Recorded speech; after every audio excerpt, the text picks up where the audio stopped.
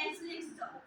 সবাই সব ডিপার্টমেন্টে সবাই তার কাজের জন্য থ্যাঙ্কস পায় বা কাজের জন্য সন্তুষ্ট হয়, কিন্তু নার্সের কেমন জানি কোথায় জানি এটা ল্যাব থেকে যায়, মানুষ নার্সকে মনে করে অন্যরকম কিছু, কিন্তু পরিশেষে নার্সটা কিন্তু হসপিটালের সকল কাজে দায়বদ্ধ।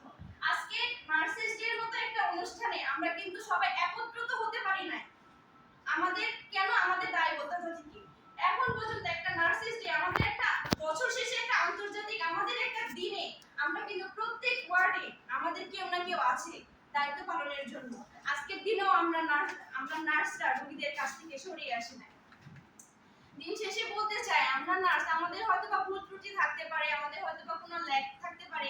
একটা হসপিটালে ঊর্ধ্বতন কর্মকর্তা এবং প্রশাসনকে আমি অনুরোধ জানাবো তারা যেন আমাদের সার্বিক সহযোগিতা করে, আমাদের ভুল ত্রুটি সবকিছু যেন মার্জনীয় করে দেন এবং আমাদের যেন দিক নির্দেশনা দেন।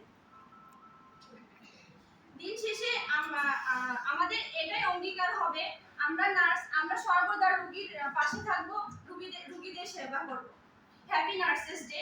আসসালামু আলাইকুম।